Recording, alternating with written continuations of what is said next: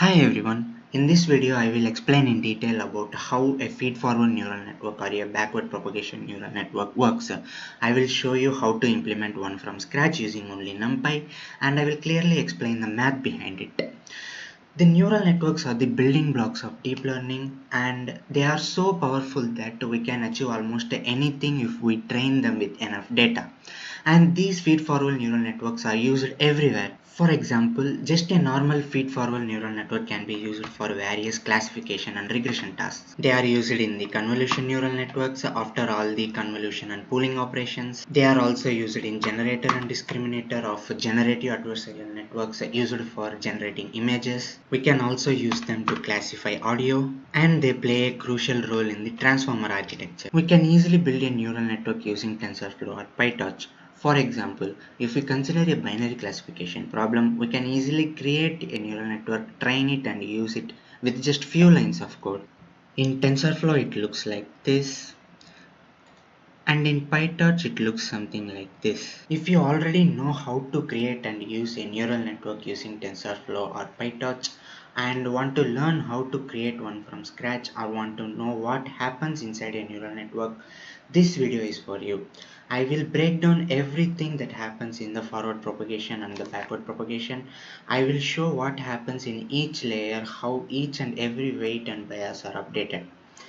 Now, as a prerequisite, you should know how Numpy operations work. You should have idea on activation functions, loss functions, and a little bit of calculus like how to do derivatives and partial derivatives. Okay, let's touch upon how the training process in a feed-forward neural network looks. First, we decide on the architecture of the neural network. Then we initialize each layer with some random weights and biases. Then we feed the training data into the neural network and carry out the forward propagation process. In forward propagation, in each layer the input data will get multiplied with weight and bias term will be added, and in each neuron an activation function of our choice will be applied. Then we will get some prediction as an output. We compare this prediction with the true value of the input data using loss function and measure how far we are away from the correct value.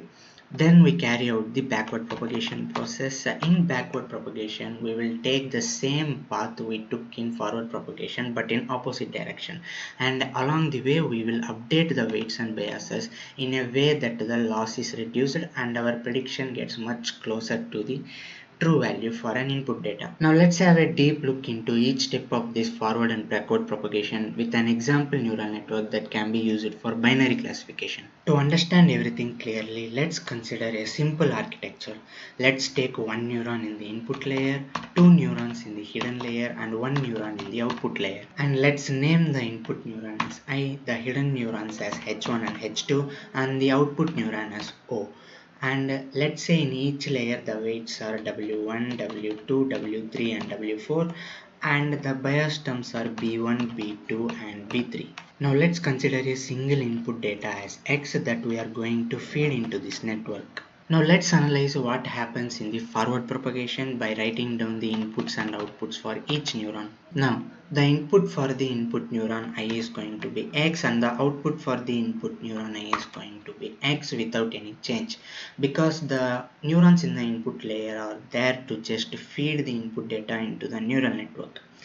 Now the input for the hidden neuron H1 is going to be the input data X multiplied with weight W1 plus the bias term B1, and let's call it as A1. And similarly the input for the hidden neuron H2 is going to be X multiplied with weight W2 plus the bias term B2, and let's call it as A2, and let's collectively call them A. Now the output of these hidden neurons is going to be some activation function. I am going to use ReLU as an activation function for all the neurons in the hidden layer. So the output of the hidden neuron H1 is going to be ReLU of A1, and let's call it as Z1, and Similarly, the output of a hidden neuron H2 is going to be ReLU of A2, and let's call it as Z2, and let's collectively call them Z. And finally, the input for the output neuron O is going to be the weight W3 multiplied with Z1 plus weight W4 multiplied with Z2 plus the bias term B3, and these are generally called as logits because we are going to feed it into an sigmoid activation function, so I'm going to call it the same logits. And the output of the output neuron O is going to be an activation function. Since it is a binary classification problem, I am going to use sigmoid as an activation function, which is 1 divided by 1 plus e power minus x, and this converts any input into a number between 0 and 1. So the output of O is going to be sigmoid of logits, and let's call it as ypred. So the output of this network is ypred, and let's say y true is the correct label for the input data x. Now we need to measure how far we are away from this correct prediction using loss function. And in binary classification, binary cross entropy is used as loss function, and this is how loss is calculated. That is minus y true into log of ypred plus 1 minus y true into log of 1 minus ypred. And that completes the forward propagation. Now we know how far we are away from the correct prediction by looking at this loss value. Now we need to do the backward propagation, and in backward propagation our main job is to update the weights and biases and adjust them in a way that this loss value is reduced, and we can do that using gradient descent. If you don't know about gradient descent, please have a look into it. To put it in simple words, gradient descent reduces the loss by adjusting the weights in the direction that most effectively decreases the loss value. If we take W3, the rule to update it will be W3 equal to W3 minus learning rate into dou L by dou W3. Here learning rate is the hyperparameter and dou L by dou W3 is the gradient or the partial derivative of the loss with respect to weight W3. Similarly, the rule to update the remaining weights are like this, that is the weight equal to weight minus learning rate into partial derivative of the loss with respect to that weight. And finally, the rule to update biases, or bias equal to bias minus learning rate into partial derivative of loss with respect to that bias. And we have to use these formulas to update the weights and biases during the backward propagation.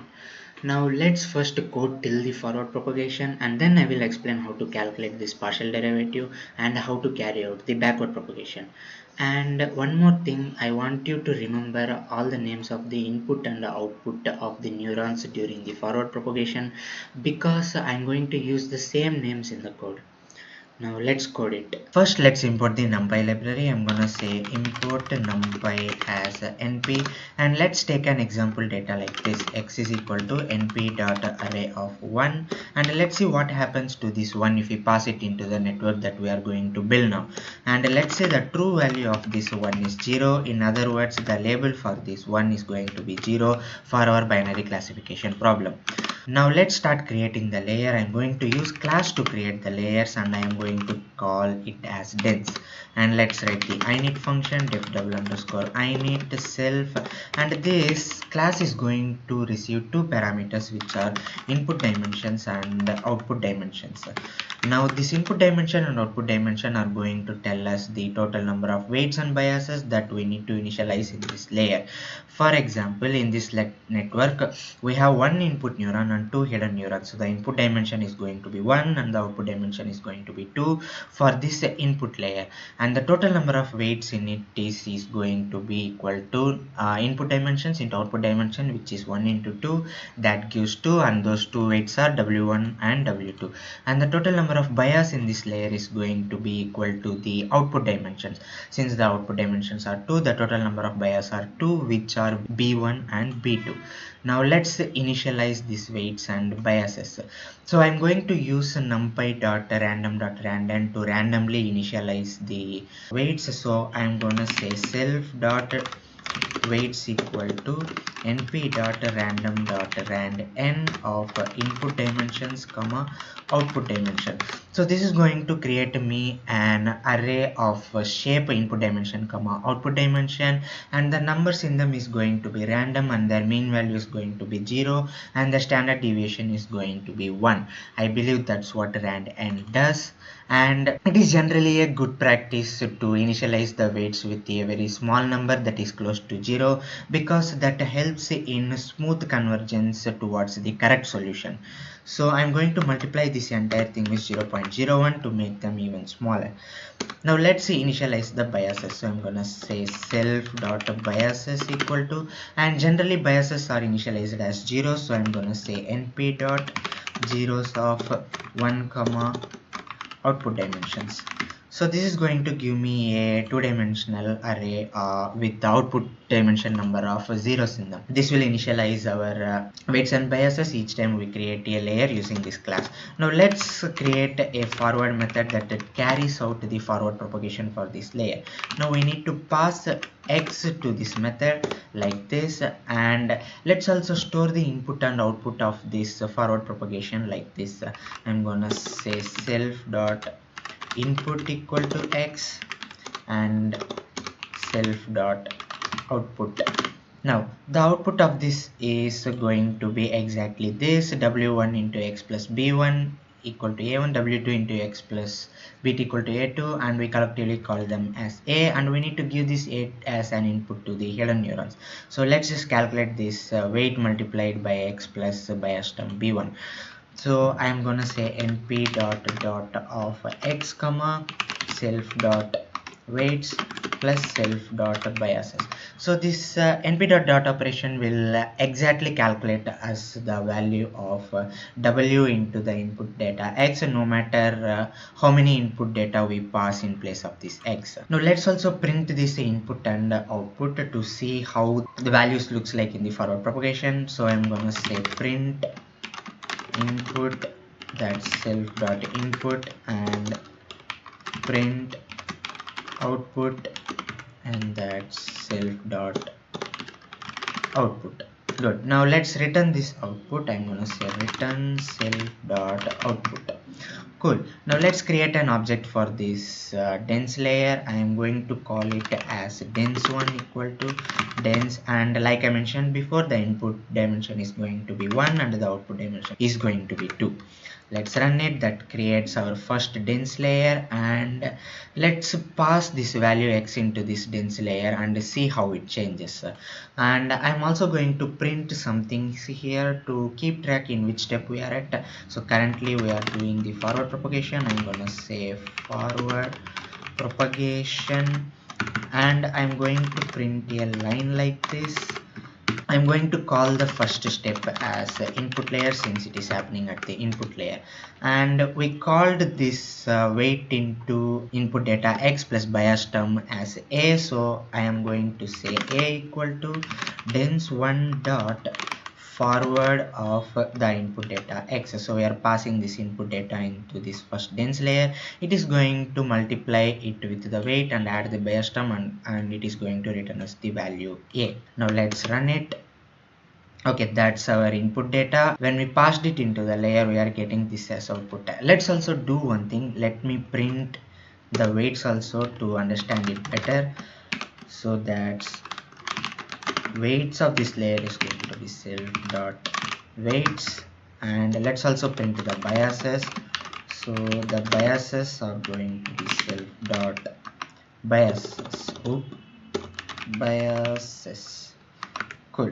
And I'm also going to set the seed for this np.random as 100 to get the same values each time I run, because I'm going to run this code several number of times. So I'm going to say np.random.seed. I'm going to set it as 100. Okay, let's run everything again.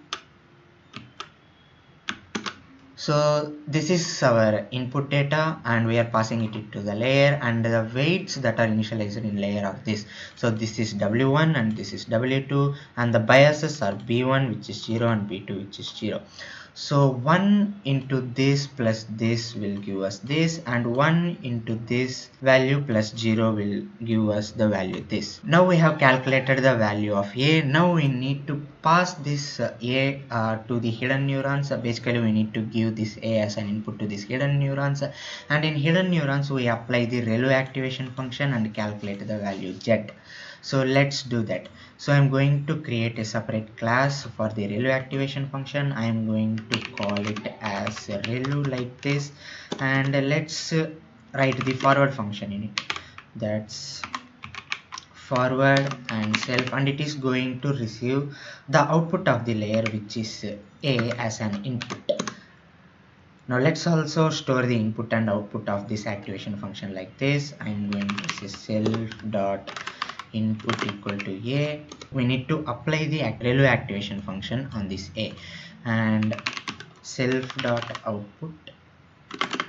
So the relu activation function is like this. If we calculate the relu for x, its output is going to be maximum of 0 comma x.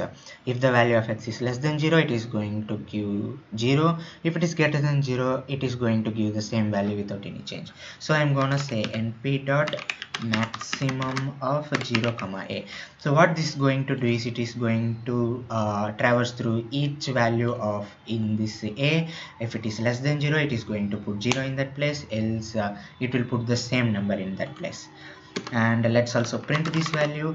And by the way, I am storing this input and output like this because we are going to use them in the backward propagation. So let's print this. That's input is going to be self dot input, print that's output self dot output. Okay, cool. And let's return this output value of the relu activation function. I'm gonna say return self dot output. Cool. Now let's also create an object for our activation function. I am gonna call it as activation1, that is equal to relu. That is going to create the object, and let's print the line again like this, and let's call this step as a hidden layer since it is happening in the hidden layer. Good. And we are calculating the value of z like this, and we need to pass this a into the activation function like this. So I'm gonna say activation1 dot forward of a. Now let's run it. Okay, so we take the output of the first dense layer and then pass it as an input to the activation function. Since this number minus 0.0174 is less than 0, it has given 0 as output, and this number is greater than 0, it has given the same number as output. So the relu function is working fine. That's good. So we have calculated the value of z, and we need to multiply this z with the weight w3 and w4 and add the bias term to it in the output layer, and then calculate the logics. Later we give the logic to the output neuron. So let's just do this. So we have already created class to build the dense layer. Now we just need to create another object. So that's I'm going to call it as dense2 equal to same dense, and the input dimension here is going to be 2 and the output dimension is going to be 1, since there is 2 neurons in the hidden layer and 1 neuron in the output layer. I hope that makes sense. And let's run it. That is going to create as another layer, and let's pass this z value in that next layer. I am going to again print a line, and I am going to call this step as output layer. We are calculating the logics here, so I'm going to say logics equal to dense2 dot forward of. So we need to take the output of the activation function z and give it to this dense layer like this. Now let's run it and see how everything looks like. So in the output dense layer, the initialized weights are this. So this is going to be w3 and this is going to be w4, and this bias term is going to be b3. If you notice, we got the same weights initialized in both the dense layers. That is because I have set the seed as 100 here for this example only. Later I will remove it, then we will get the random weights initialized in both the layers. So that's this value into this, which is this is going to be z1, so z1 into w3 plus this is z2 into w4 plus 0 will have to give us this value. So 0 into this will be 0, this value into this value plus 0 should give us the same value. so that gives us the same value, so it is working fine. Cool. Now we have calculated the logits. Now we need to pass it to the output neuron and apply the sigmoid activation function in it to get our predictions. Okay, let's also create a separate class for the sigmoid activation function. I am going to call it as sigmoid like this, and let's write the forward method in it. So I'm going to say forward self. So this is going to receive the logics as an input and it will output our prediction. I'm also going to store the values like this, self dot logics equal to logits, and we need to find the predictions. So I'm going to say self dot prediction equal to, so the sigmoid activation function of x will be 1 divided by 1 plus e power minus x. So I'm going to say 1 divided by 1 plus np dot exponential of a minus logits, and this will give us our prediction for the logits. And let's also print this value. So I'm going to say print logits, that's self dot logits, and print prediction, that's self dot prediction. Cool. And we need to return this prediction. I'm gonna say return self dot prediction. Okay, cool. Now let's also create an object for this one. I'm going to call it as activation2. So that is going to be sigmoid like this. Let's run it. That is going to create us the object, and let's also print the line again like this, and let's call this step as making prediction like this, and let's call it as let's call the output as prediction, and we need to pass this logic into the object of the activation function like this, activation2 dot forward of logics. So that is going to give us the prediction, and let's see what the prediction is. So we have taken the output of the output layer, which is the logits, and has given it as an input to this sigmoid activation function, and it is predicted the value as 0.500029 Now we need to compare this prediction with the true value of the input 1, which is 0 that we created here, and we need to calculate the loss value. So since it is a binary classification problem, we need to use the binary cross entropy as a loss function, and let's also create a class for the binary cross entropy loss function. I am going to call it as a binary cross entropy, and let's write the forward method in it, self. Now we need to pass the predictions and also the true value of the input data x to it to calculate the loss, and I'm going to store the prediction and the true value like this, self dot vibrate equal to prediction. I'm going to change it as prediction like this, and self dot y true is going to be y value. Okay, cool. Now we need to calculate the loss, and the formula to calculate the loss is this one, minus y true into log of y pred plus 1 minus y true into log of 1 minus y pred. Let's just implement the same. I'm going to call the loss value as loss equal to, that's minus self dot y true into log of np dot log of self dot y pred plus 1 minus self dot y true into np dot log of 1 minus self dot y pred. Okay, this is going to calculate the loss without any mistake, but there is a very small problem here. You see, we have used the log, and sometimes this y pred can be 0 and sometimes it can be 1.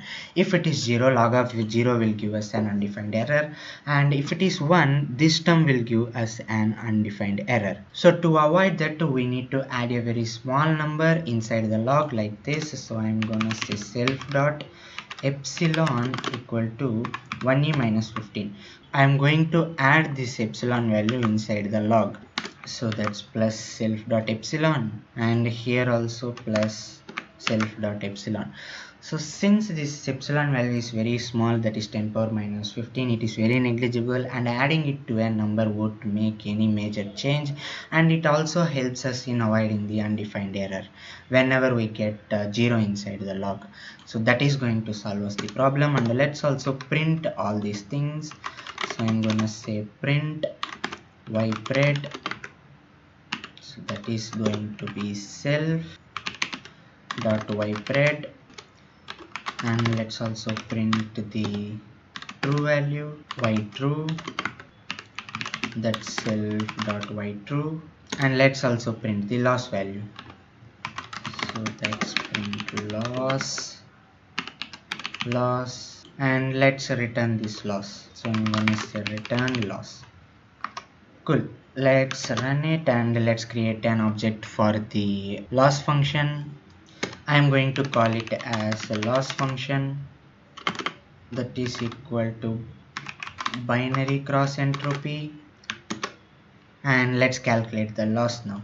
So I'm going to print the line again, and let's call this step as calculating loss, and let's find out the loss. Say loss function dot forward, and we need to pass these predictions like this, and also the true value y. Now let's run it. The network has predicted the value as 0.5 for the input data 1, but its true value is 0 and the loss value is 0.6931. This is how far our prediction is away from the true value 0. Okay, that completes the forward propagation. We have taken an input data 1 and made it to pass through all the layers of the network.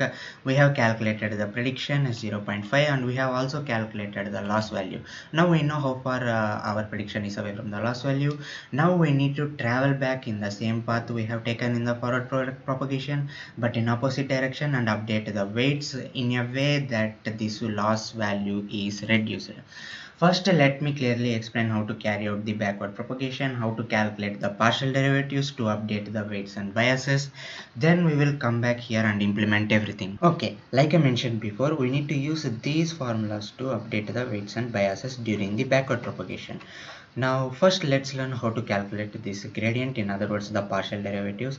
Let's look it for only one value, W3. Okay, we can try to calculate this dual by dou W3 value directly and do the same for the rest of the weights, but it is generally very impractical to calculate these values directly, especially for the weights in a very large network. So the correct way to do it is to break this down into simpler computation parts, calculate each value separately and combine them to get this dual by dou W3 value. And we can do that by using the chain rule of calculus, and it also fits perfectly to the backward propagation concept. You will clearly understand it once you know how it works. But first let me tell you a trick to break this dual by dou W3 into smaller computation parts using the chain rule of calculus. So I'm going to go back to this network right here. After calculating the loss, we will be here. If you can see my mouse pointer, so we need to update this value W3. So we need to travel back from here to this W3.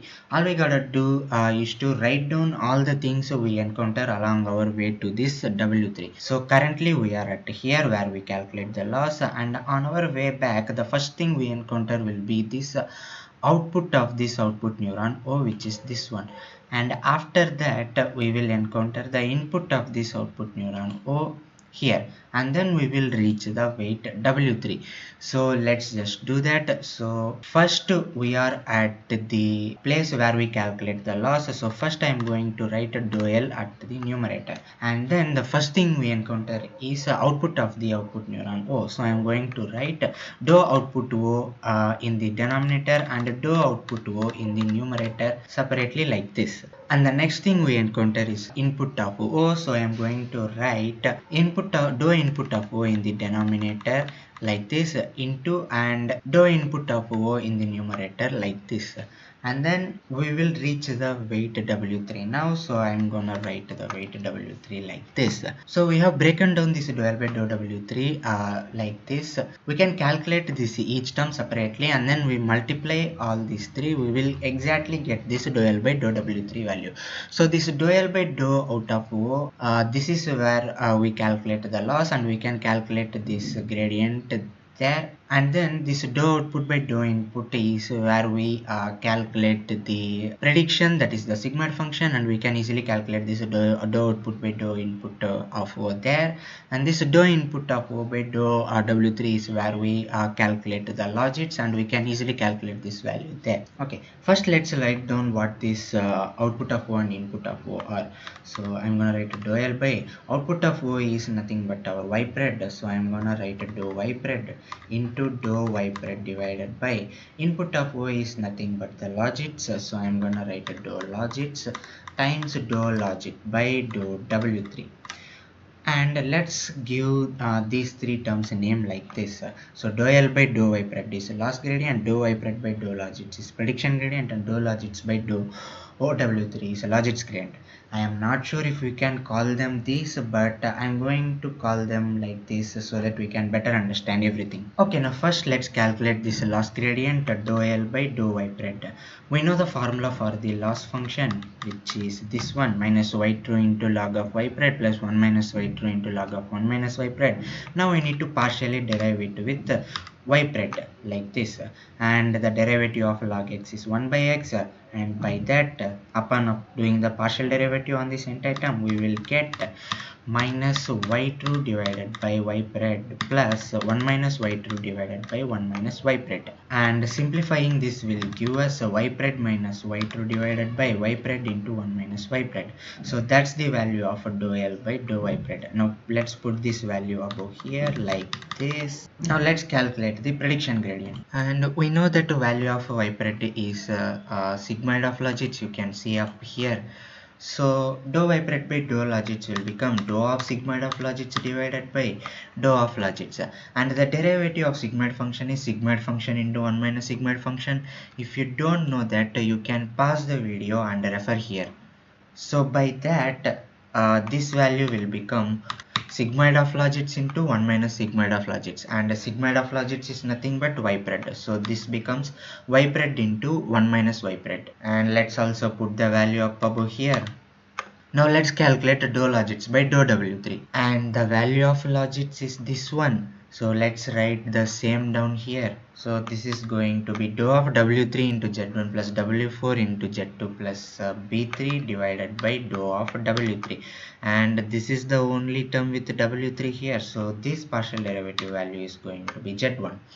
And let's write the same up above here like this. So the value of dou L by dou W3 will become this. And similarly, if we calculate the dou L by dou W4 value, the expression looks like this, because the first two parts for both will be same, except that here we will get dou logits by dou W4, and dou logits by dou W4 will give us Z2. So that is how we calculate the dou L by dou W3 and dou L by dou W4. So we can calculate this part, which is the loss gradient, in the class of our loss function, and we can calculate this part, which is prediction gradient, in the class of the sigmoid activation function. And finally we multiply them with the z value and find the gradient of the loss with respect to the weights in the second dense layer, and update the weights in the second dense layer using these formulas. So let's see how it's done in the code. Okay, first let's go to the place where we calculate the loss. We calculate the loss in this class binary cross entropy, and I am going to write a backward method here that is going to do us the backward propagation. Okay, now in this we need to calculate this gradient loss, which is this part, y pred minus y true divided by y pred into 1 minus y pred, and we can easily access this y pred and y true value from the instance variable up above here. So we are calculating the dou L by dou y pred value here, and I am going to call them as d loss, which is going to be equal to self dot y pred minus self dot y true divided by self dot y pred into 1 minus self dot y pred. so that will give us the dou by dou spread value. But here also there is a small problem. You see this self dot spread into 1 minus self dot spread is in the denominator. If our prediction is either 1 or 0, this denominator becomes 0 and this entire term becomes undefined. So to solve that, we again need to add this small value self dot epsilon in the denominators like this. So I'm going to add self dot epsilon to this one, and again I'm going to add this self dot epsilon value to this one. So that will give us the dou by dou spread value without any error. And let's also print this value. So we are calculating the dou by dou spread here, and that is d loss, and let's also return this d loss. Now let's run it and update the objects, and let's come down here. So the forward propagation and calculation of loss are completed. So I'm going to print a line like this, and I'm gonna say print backward propagation, and I'm going to print a line again, and let's call this step as loss gradient, since we are calculating the loss gradient here, which is dou by dou spread, and we called it as d loss, which is going to be equal to loss function dot backward. We don't need to pass anything, and it will give us the dou by dou spread value. So let's run this, and the forward propagation and the up to calculation of loss is completed. Now the backward propagation is started. Our loss gradient, which is dou by dou spread value, is this one. Okay, now let's calculate the next step of this backward propagation. Now if you remember, I said in backward propagation we take the same path we took in the forward propagation but in opposite direction. So in forward propagation, before calculating the loss, we calculate the prediction in this activation 2 object, which is the sigmoid activation function, and then we calculate the loss. So we need to go back to this activation 2, which is this class sigmoid activation function. So I'm going to write a method backward here, and we need to give the d loss value, which is dou by dou spread, that we calculated in this binary cross entropy class here, to calculate the loss gradient into prediction gradient. So first I am going to calculate the prediction gradient, which is the dou spread divided by dou logits, which is this one, and this value is spread into 1 minus spread. So let's first calculate that. I am going to call it as d spread, which is equal to spread into 1 minus spread, and we can access the prediction from this class instant here, which is self dot prediction. So that is going to be self dot prediction into 1 minus self dot prediction. So that is going to give us the dou spread by dou logits. Now we need to calculate the product of these two values, which is this loss gradient into prediction gradient, dou by dou spread into dou spread by dou logits.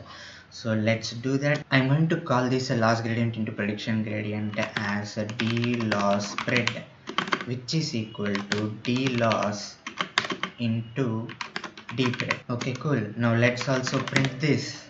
So we calculated dou by dou spread into dou spread divided by dou logit.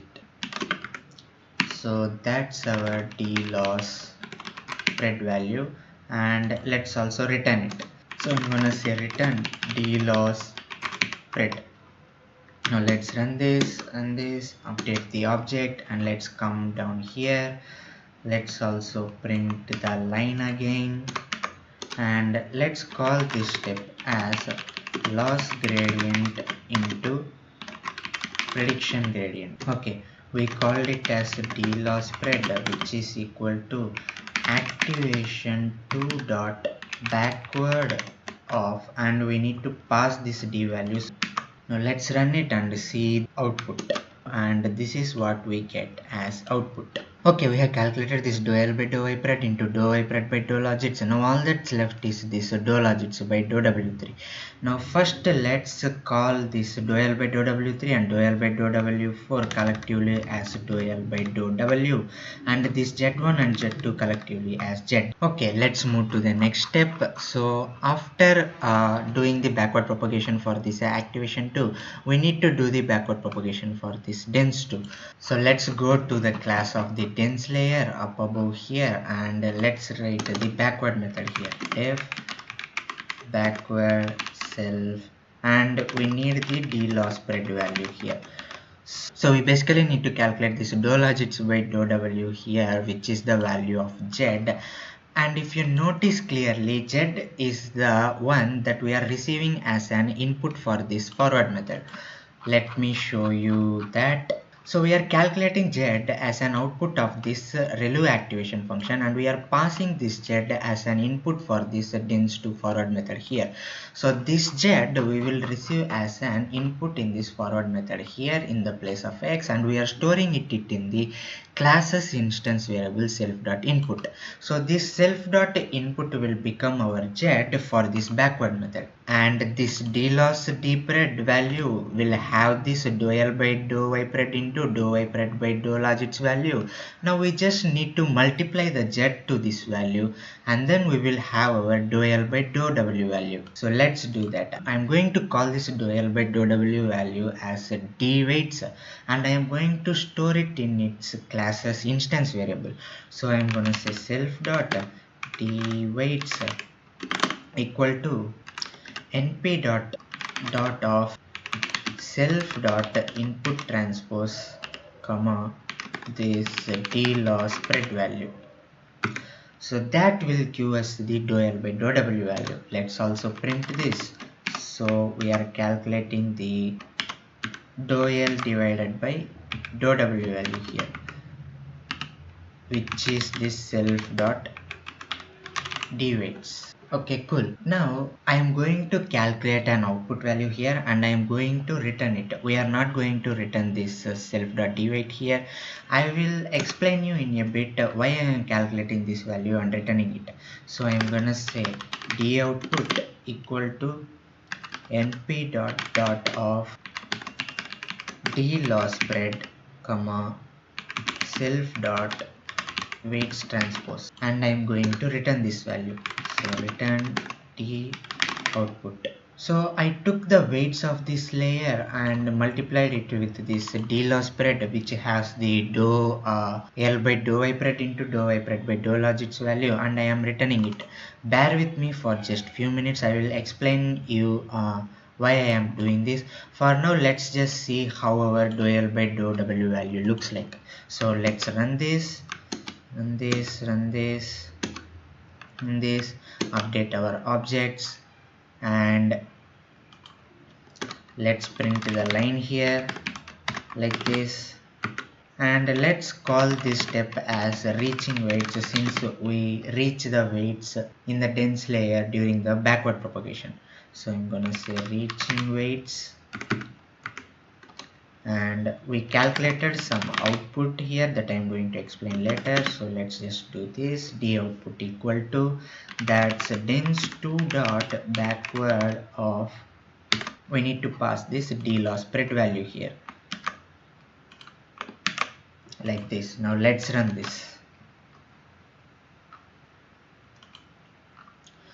Okay, we reached the weights and we got the dou L by dou W3 value. And one more thing, if you notice here, we get this dou L by dou W3 value in the same shape as the weights initialized in its respective layer. So the weights initialized in this dense 2 layer is in the shape of 2, 1, and we got this dou L by dou W3 value in the same shape. Now we can easily update the weights of this dense 2 network without any issue, and that is one of the reasons why we are multiplying the transpose of this input with this d loss spread value. Now we got our dou L by dou W3 value. Now let's update the weights of this layer. Okay, I'm going to create an optimizer to update the weights, since it is optimizer's job to update the weight.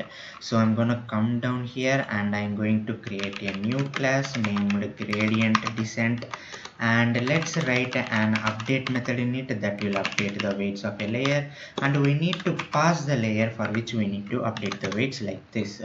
And we can access the weights of the layer with the weights variable that we initialized as an class instance variable here like this.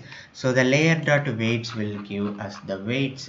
First, let's print the old weights and also the new weights to see how the weights are changing. So I'm gonna say print old weights, and layer dot weights will give us the weights, and now we need to update these weights.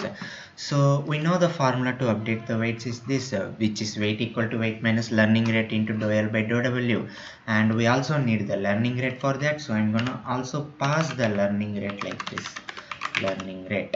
Okay, good. Now let's update the weights. So the layer dot weights is going to be layer dot weights minus learning rate into layer dot d weights, and this d weights is the dou L by dou W value that we calculated and stored in the instance variable here.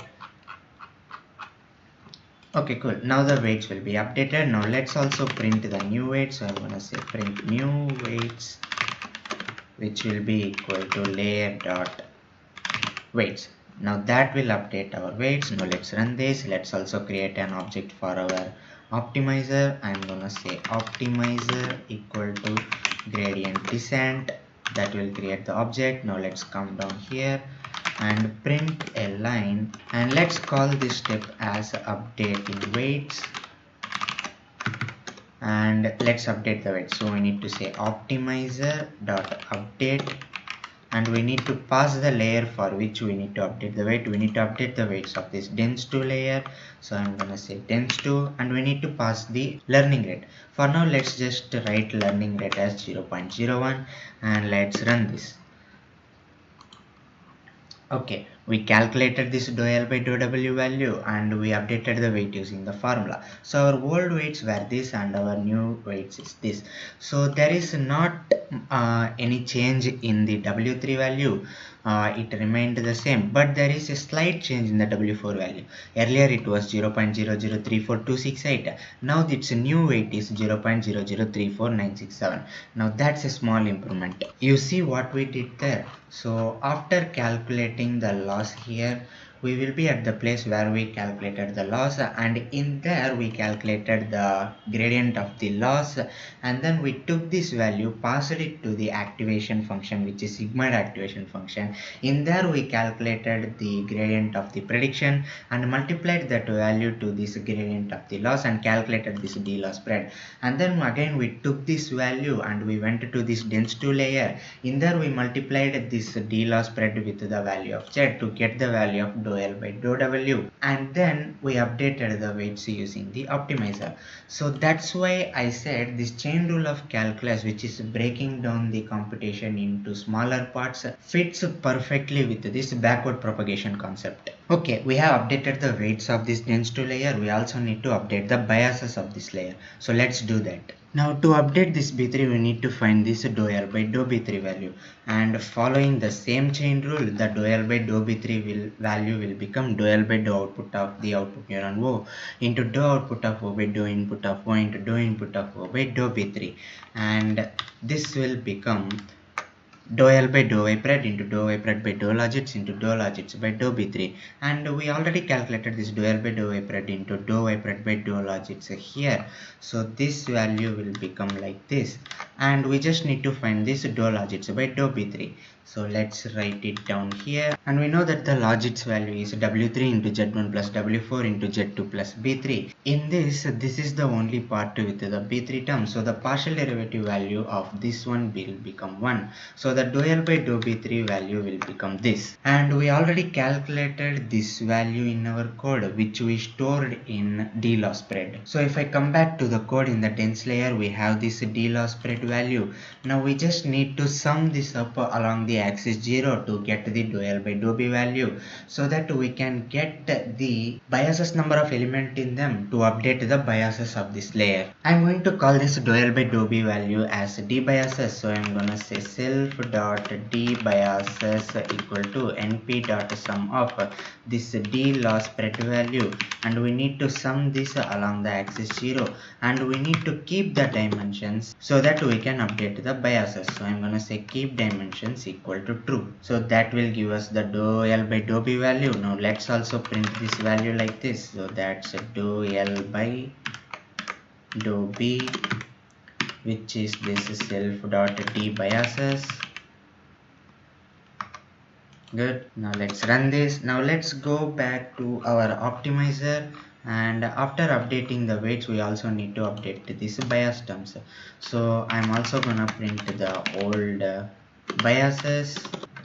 So that old biases, that's a layer dot biases, and let's update the bias using same formula. So that layer dot biases equal to layer dot biases minus learning rate into layer dot d biases. Cool. Now let's also print the new biases. So that's new biases will be layer dot biases. Okay, now let's run this. Let's update the objects and let's run this code again to see how our biases are changing. So these are our old weights, and this is our old bias, and these are our new weights now, and this is our new bias. So our biases updated from 0 to minus 0.00500003.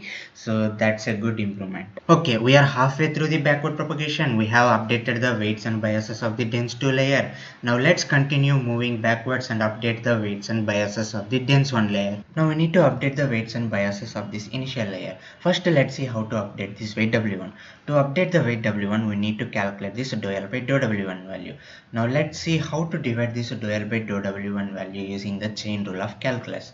So after calculating the loss, we will be at here, and like I mentioned before, we need to move from right to left towards this W1, and we need to write down all the things that we encounter. So let's start from right here. So we will be here, and if we move towards this W1, first thing we encounter will be this output of this output neuron O, and then we will encounter the input of this output neuron O. And if we continue moving towards this W1, we will encounter output of this hidden neuron H1, and then the input of this hidden neuron H1, and then we will reach this W1. So let's write all this down. So the dou L by dou W1 will become dou L by dou output of O into dou output of O by dou input of O into dou input of O by dou output of H1 into dou output of H1 by dou input of H1 into dou input of H1 by dou W1. Now let's write what are these outputs and inputs are. So that becomes dou L by dou Y pred into dou Y pred by dou logits into dou logits by dou output of H1, and we named this output of H1 as Z1. So let's write it dou Z1 into dou Z1 by dou input of H1, and we named the input of H1 as A1. So let's write dou A1 and dou A1 divided by dou W1. And we already calculated these two parts. This is our loss gradient and this is our prediction gradient, which we calculated up over here. So let's write them down like this. Let's calculate this dou logits by dou Z1. So we know that the logits value is this W3 into Z1 plus W4 into Z2 plus B3. We need to partially derive it with Z1, and in it this is the only part with Z1. So the partial derivative of this one will become W3. Let's write it up over here. Okay, now let's find this dou Z1 by dou A1 value. Now let's see what the Z1 value is. The Z1 value is a ReLU of A1. So let's write that down here. So that's a dou ReLU of A1 by dou of A1. So we need to partially derive this ReLU activation function. And we know that the ReLU activation function is maximum of 0, A1. And if A1 is less than or equal to 0, it will give us 0, and the partial derivative of that will be 0. And if A1 is greater than 0, it will give A1, and partial derivative of A1 with respect to A1 will give us 1. So the partial derivative value of this one will become like this: 0 if A1 is less than or equal to 0, and 1 if A1 is greater than 0. Now let's write the same above here. And finally, let's calculate this dou a1 by dou w1 value, and the value of a1 is w1 into x plus b1. So let's write it down here. So that's dou w1 into x plus b1 divided by dou w1, and in this is the only part with w1, so this partial derivative value will become x. So let's write it above here into x, and the dou L by dou W value will become this one. And similarly, if we calculate the dou L by dou W2 value, it will be this one.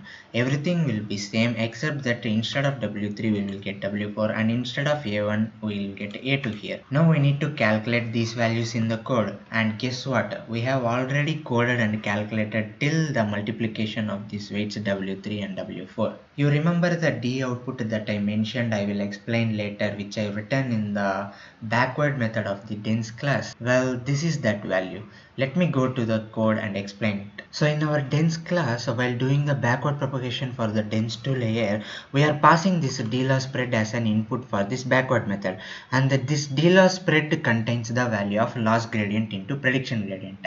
And in this d output, we are multiplying this d-loss spread with the weights of this dense 2 layer, which are W3 and W4. So basically this d output contains this value till we multiply this W3 and W4. So that's our loss gradient, and this is our prediction gradient, and we are multiplying this W3 and W4. So we got this part, and we just need to calculate these two values. Okay, in the code we calculated the d output here, which contains the value till the multiplication of weights W3 and W4.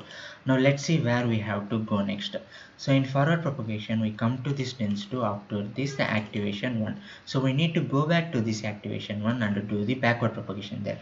So let's go to the relu class here, and obviously we need to calculate this value in this relu class, and let's call this value as relu gradient, which is 0 if a is less than or equal to 0, and 1 if a is greater than 0. So let's go to code, and I'm gonna write a backward method here. So def backward self, and we need to pass this d output value to this one. We can access the value a from this class's instance variable self.input, which contains the value a, which we stored in the forward propagation. So let's calculate the relu gradient. I'm going to call it as a drelu, which will be equal to self.input greater than 0. So what this will do is it goes through each value of this self.input, which is a, and if the value is greater than 0, it puts 1 in that place, else it puts 0 in that place, which exactly calculates the partial derivative of the relu activation function. Okay, now we need to multiply this value with this d output. Let's call it as d output relu like this, and that's d output into d relu. And let's also print this value. So this value is exactly this one. So we are calculating this dou L by dou I pred into dou I pred by dou logits, and dou logits by dou z into dou z by dou a, which is this d output relu. Okay, good. Now let's return this d output relu. So I'm gonna say return d output relu. Okay, cool. Now let's run this. Let's run everything, and let's update our objects, and let's come down here. Let's print a line again, and let's call this step as maybe gradient till relu. I hope that makes sense. And we are calculating the d output relu, which will be equal to activation 1 dot backward of, and we need to pass this d output to this like this, and this will calculate the required value. Now let's run it. Let's see what the output is. So the gradient till rel, which is exactly this value, is this one, which is 0, 0.001714. So now we got the value till here. Now we just need to multiply x to get this dou L by dou W. And guess what? We have already calculated this entire value dou L by dou W. Let me explain you how. First, let me print a line again here like this. And after calculating this d output ReLU which contains the value till the multiplication of the ReLU gradient, we will be reaching the dense one layer. So let's call this step as reaching weights, but this time it's W1 and W2. And let's call the final output as a F output, which will be equal to dense 1 dot backward of this D output ReLU. And if I run this, we will get the dou L by dou B value and dou L by dou W value. Let's run it. Now you see, after calculating this gradient till ReLU, we are getting this dou L by dou W value and dou L by dou B value for the dense layer 1. Let me explain how we are getting this. So we are passing this D output ReLU to the backward method of this dense 1. So let's go to our dense class above. So now for this dense 1, this backward method is receiving the D output ReLU as an input in this place of D law spread. Here we are multiplying this D law spread with the input of this dense 1 layer, which we are getting as input in this forward propagation. And this self dot input contains the value of x, which is exactly this value x. Let me show you that one. So if we go down here in the forward propagation for the dense one, in the forward propagation we are passing this input data x as an input. So for the dense one object, that is the main point, for the dense one object, now this self dot input will get x as an input, and we are multiplying that x with this D law spread, which now has the value of D output ReLU, which contains the value till the multiplication of this ReLU gradient. I hope it's not confusing for you. If you find it difficult to understand, just write down what's happening step by step, maybe like a flow diagram or something, you will get it. So multiplying these two will calculate the dou L by dou B value, which we called it as D weights, and that's what printed down in the output. And here it also calculates the D biases. Now let's see how this is also calculated. Okay, first let's see how to calculate this dou L by dou B1. So by following the same chain rule we followed for dou L by dou W1, this value will become like this. And up until this part, it is same for both this dou L by dou W1 and dou L by dou B1. So up until here we get this same value. So let's paste it down here like this. And we just need to calculate this dou A1 by dou B1. So let's do that. And we know that the value of A1 is W1 into X plus B1. We need to partially derive it with dou B1. So in this is the only part with B1. So this partial derivative value will become 1. So let's multiply with 1 here like this. So that dou L by dou B value will become this one. And if we follow the same procedure and calculate for dou L by dou B2, the value will be this one. Instead of W3 we get W4, and instead of A1 we will get A2 here. So that's the dou L by dou B value for the dense layer 1, and this value is exactly the D output ReLU that we calculated in the code. And don't forget, these two are collectively called dou L by dou B, and these two are collectively called dou L by dou W. Now coming back to the code, we are doing this backward propagation for the dense 1 layer. So this D law spread will contain the value of D output ReLU that we are passing down here. Now don't get confused by the names here, because I have given this D law spread name while doing the backward propagation for the dense 2 layer. That's why I am stressing this point again and again. Now we are doing the backward propagation for dense 1 layer. So this D law spread will contain the value of D output ReLU, which is exactly this value that I am pointing out. So to find the dou L by dou B value, we just need to sum this D law spread along the axis of 0 like we did in the dense 2 layer. So that's what done here, and that's how we get the dou L by dou B value, and that's how we got both the dou L by dou W value and dou L by dou B value for the dense 1 layer down here. Okay, we got the dou L by dou W value and dou L by dou B value. Now we just need to update the weights and biases of the dense 1 layer using these formulas. And we have already created an optimizer to update the weights and biases. We just need to call it. Let's first update the objects, and let's come down here. Let's print the line again. and we are updating the weights of the dense layer 1. So let's say print updating weights and biases. This is for dense layer 1. That's good. So we need to say optimizer dot update. We are updating the weights of the dense 1 layer, so we need to pass this dense 1 layer, and let's give learning rate as 0.01, and let's run it and see the results. So we are updating the weights of the dense one. So that's our old weight. That's old W1, old W2, old B1 and old B2. There is no change in the W1, but there is a small change in the W2. It changed from 0.03 0.0342682 to 0.0034097, and there is not much update in the bias B1, but B2 changed from 0 to minus 1.71 into 10 power minus 5. So that's a good improvement. With this, all the weights and biases of the network are updated, so the backward propagation is completed. I want to explain one more point here. Here for dense 1 layer also, this D output is calculated, which is the multiplication of D output ReLU into the weights of this dense 1 layer, and it is returned. Here we don't actually need to do it for dense 1 layer, because the dense 1 layer is the initial layer in our architecture.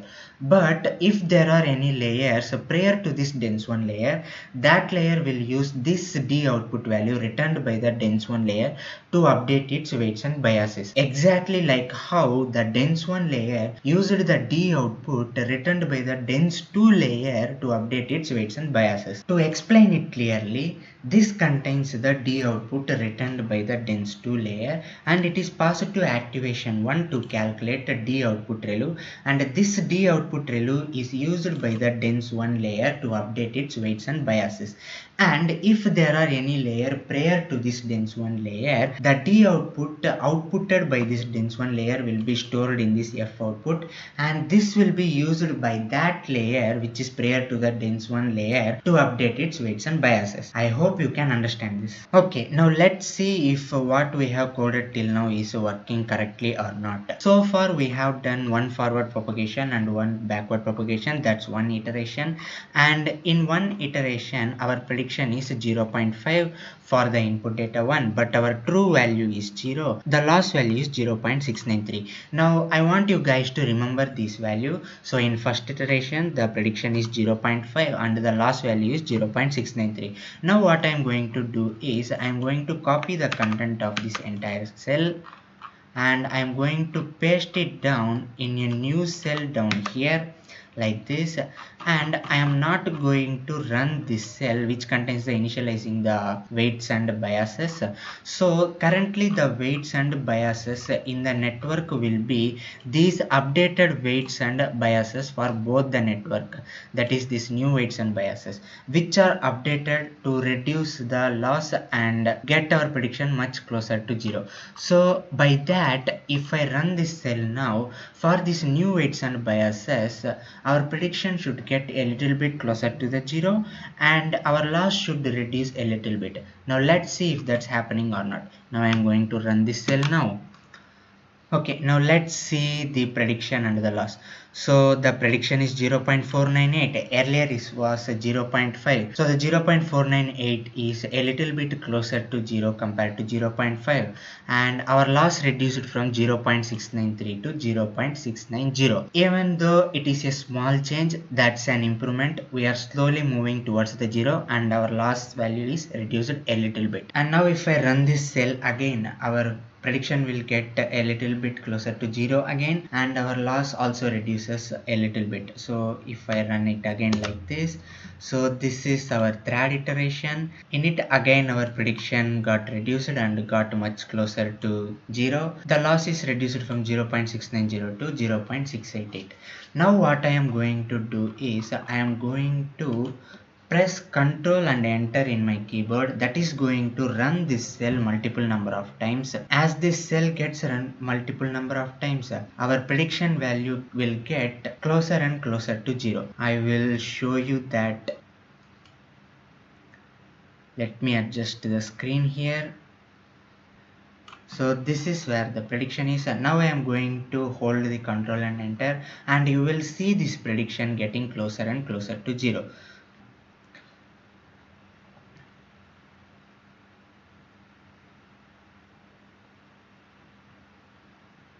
Okay, it's blinking a bit. Anyway, I have holded the control plus enter for some time now. Currently, the cell value is 58, and this cell value is 14. That means I have run this cell for around 44 times, so that's 45 iterations. So after 45 iterations, our prediction value is 0.448. So in the first iteration it was 0.5, so it has reduced down to 0.448, which is much closer to 0, and our loss reduced from 0.693 to 0.5942. And if I continue to press the control and enter here, the value will keep on reducing. Let me again adjust the screen here. So the value will keep on reducing, and it gets closer and closer to 0. In binary classification problem, if the prediction value is less than 0.5, it belongs to class 0, and if it is greater than 0.5, it belongs to class 1. So we don't have to go this far making the prediction exactly 0, but I just want to show you that this works. During this whole time I have pressed the control and the enter key. Let's see our predictions now. Let's also count the number of iterations. So that's this cell value is 212 and this cell value is 14. So we have run this cell for around 198 times. Let's run it again. So that's 199 times. So this one is the 200th iteration.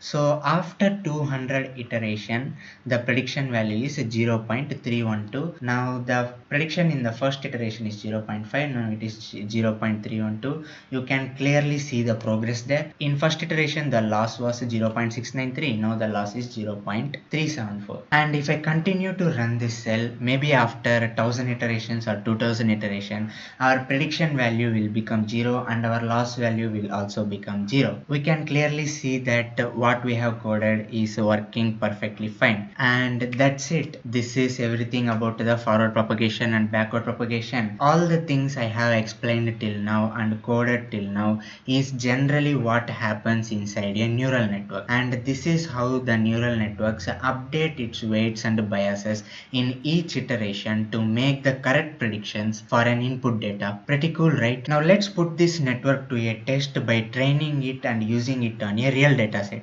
Okay, I have loaded the best cancer dataset from the sklearn's dataset.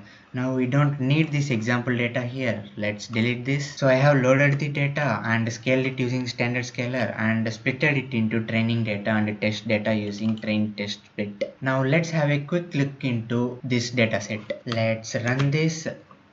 Now, the features of this dataset contains 30 numeric attributes describing various characteristics of tumors such as mean radius, mean texture, mean smoothness, etc. For example, this one row contains 30 numeric attributes that describes the characteristics of a single tumor. For this data, the targets are a binary label indicating whether the tumor is malignant or benign. 1 belongs to malignant, which are cancerous cells, and 0 belongs to benign, which are non-cancerous cells. Now if we train our neural network with this data and then if we give the 30 numeric metrics of a tumor to it, it should be able to correctly classify it as either malignant or benign. And I have also printed the shape of the X-train and X-test.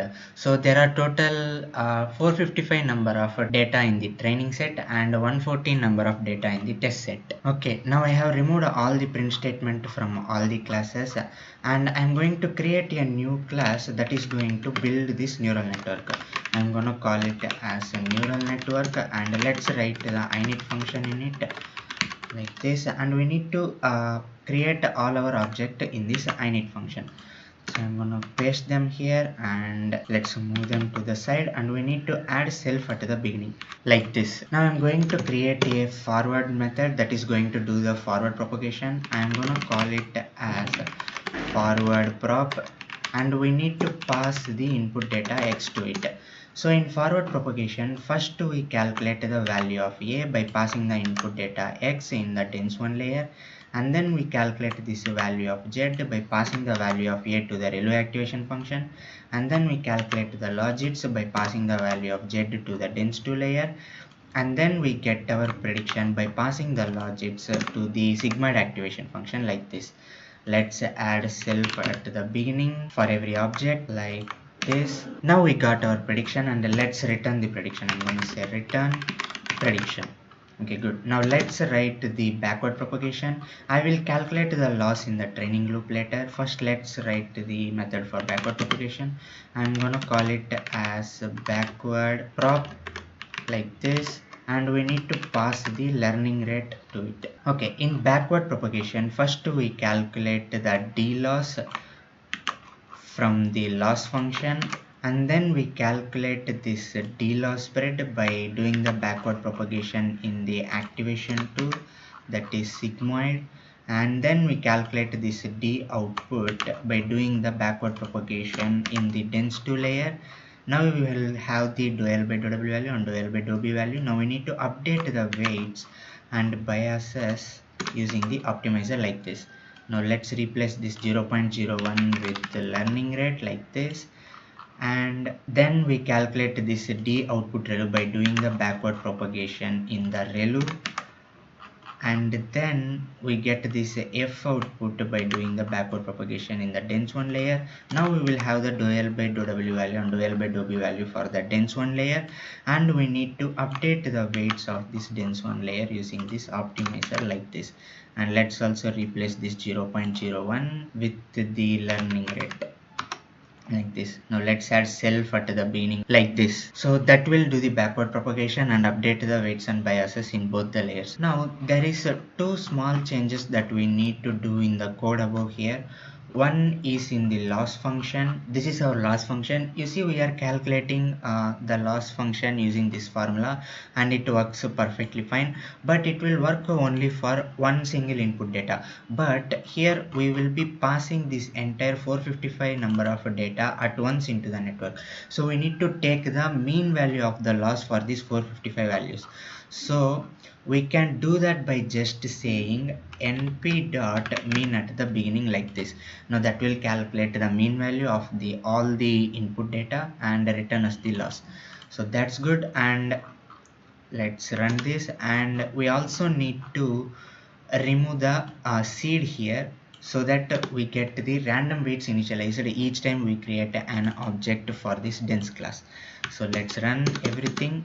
In this neural network class, let's create a method for training this neural network. I'm going to call it as train, and we need to pass the xtrain value, the labels for them, ytrain value, the number of epochs for which we are going to train this neural network, and then the learning rate. I think that's everything we need to pass in here. Now let's do the training. So we need to train this for epochs number of times. So I'm going to say for epoch in range of epochs. First we do the forward propagation and get our predictions. I'm going to store them in ypred, which will be equal to self dot forward prop of, and we need to pass our xtrain value into this. So we will get our prediction for these xtrain values. Now we need to calculate the loss value. So I'm going to copy this one from here, and I'm going to paste it here, and I need to add the self at the beginning, and instead of this prediction, so we need to pass this current prediction, and instead of this y we need to pass our ytrain value. So that will calculate us the loss, and we need to do the backward propagation next. So I'm going to say self dot backward prop, and we need to pass the learning rate. So that's learning rate. Okay, good. That will do the backward propagation and update the weight and biases. Now let's also print the progress of the training by printing the loss value. So as the number of epochs increases, our loss value should reduce. Let's print the progress for every 100 epochs. I'm gonna say if epoch plus 1 percentage 100 equal to 0, we will print the loss value under the epoch number. So I'm gonna say in epoch, the epoch number, epoch plus 1, comma, the loss value will be the loss we calculated here. Okay, that will print us the loss for every 100 epochs. Let's also print the training accuracy. So first let's find the labels for our predictions. So this ypred will contains the exact predictions for this extrain value, which will be numbers ranging from 0 to 1.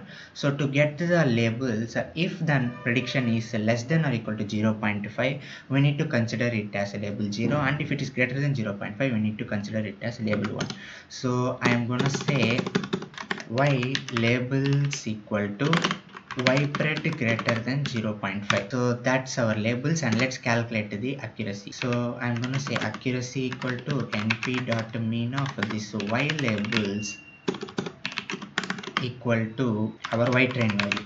So our y train value contains the true labels for this input data extra, and we are comparing it with the labels we created, and if we took the mean, we will get the accuracy. And let's also print it down here. So I'm gonna say training accuracy will be equal to accuracy into 100.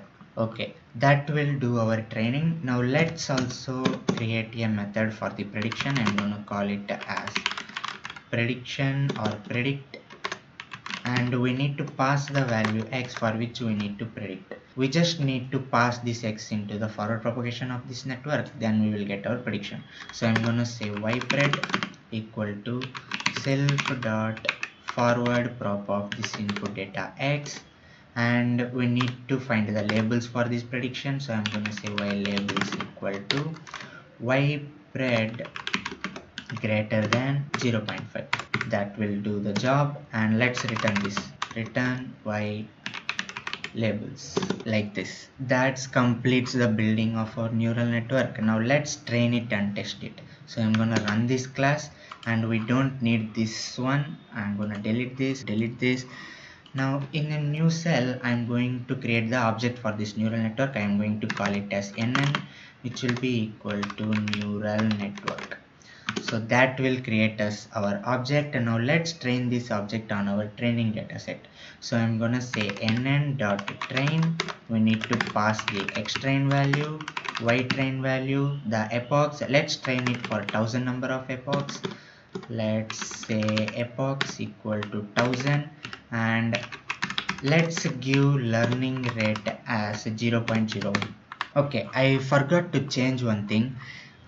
Here our network is like this. So there is one input neuron, two hidden neurons, and one output neuron. Let's make this network big. So our input dimension for the tens 1 layer is going to be 30, since our input data has 30 number of attributes in each row. And let's give 16 number of neurons in the hidden layer. So the input dimension of the tens 2 layer is going to be 16, and the output dimension is going to be 1, since it is a binary classification problem. So this is the architecture of our network for our binary classification problem, and I think it is enough for this dataset. So let's run it, and now let's update the object again. And now if I run this cell, we will see training happening in the network. So let's run it. So that's completes the training. So within 100 epochs, our model has reached a training accuracy of 99.78, and then the training accuracy was 100 from there onwards, and you can see that the loss kept on decreasing as the number of epochs increased. So our network is working perfectly fine. Now let's test this on the test dataset and see how much we are getting as test accuracy. So in the new cell, I am going to predict the values for our test dataset. So I am gonna say test preds equal to neural network dot predict, and we need to pass the test data like this. That's x test. So this will give us the prediction for our x test, and let's create the labels for them. So let's say test labels equal to test preds greater than 0.5. So that will create our labels, and let's calculate the accuracy. So accuracy is going to be np dot mean of this test labels equal to our y test value. Okay, that will give us the accuracy. Now let's print the accuracy. So print test accuracy, that's acc into 100. Okay, now let's run it and find the test accuracy. Okay, we got the test accuracy of 95.61. That's a pretty good accuracy, and that's a very good performance for the network we have built from scratch using only Numpy. So this is how you create a neural network from scratch. If you made it till this far, thank you for watching. I hope this video helped you to understand about the neural network, and I will catch you in some other video. Have a good day. Bye bye.